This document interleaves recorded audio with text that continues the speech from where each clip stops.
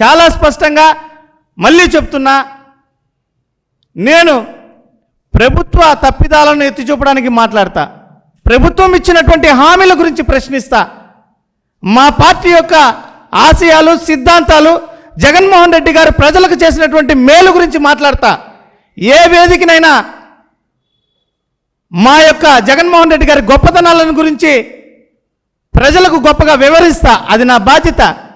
మా పార్టీ చేసినటువంటి చరిత్ర అది ఎక్కడ తప్పు కాదు. కిరణ్ రాయల్, నువ్వు ఈరోజు నేను నేరుగా మీ యొక్క నాయకుడు పవన్ కళ్యాణ్ గారిని ఆయన యొక్క ప్రజా వ్యతిరేక విధానాలన్నీ ప్రతిరోజు విమర్శిస్తున్నాననేటువంటి నెపంతో మొన్న ఒక మహిళ దగ్గర పోయి కంప్లైంట్ ఇప్పించావు. పసుపులేటి సురేష్ నా దగ్గర అవి చేశాడు ఇవి చేశాడని. ఇంతవరకు ఆ కంప్లైంట్ ఏమైంది కిరణ్ రాయల్? నన్ను అరెస్ట్ చేయించవచ్చు కదా, నన్ను ఎత్తి జైలుకు పంపించవచ్చు కదా. ఇంతవరకు ఆ కేసు ఏమైందో కూడా తెలియదు.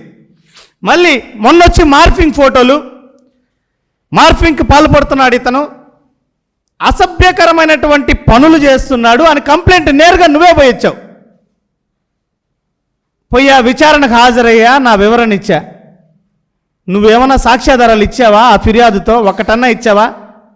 ఒక తెల్ల కాగితం మీద నువ్వు పేర్లు రాసి ఇచ్చేసి వచ్చేస్తే ఎఫ్ఐఆర్ నమోదు చేస్తారు పోలీసులు. మరి ఈరోజు నేరుగా నీ యొక్క సామాజిక మాధ్యమమైనటువంటి ఫేస్బుక్ ఖాతాలో 2 రోజులుగా నా మీద నిరాధారమైనటువంటి కల్పిత పోస్టులు పెడుతున్నావు. కేసు నమోదు చేయరా పోలీసులు? విచారణ ఉండదా దీనిపైన? ఎలాగో మీ ప్రభుత్వంలో మీ పార్టీ ఒక భాగస్వామ్యం, కంప్లైంట్ తీసుకోరు కాబట్టి నేరుగా ప్రైవేట్ కంప్లైంట్ దాఖలు చేస్తున్నా.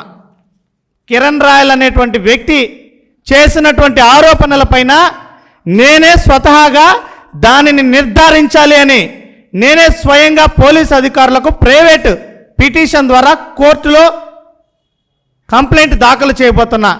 పోలీసులకు పంపించేటువంటి ఫిర్యాదు, అదేవిధంగా హైకోర్టు ద్వారా కిరణ్ రాయల్కి పంపించినటువంటి లీగల్ నోటీస్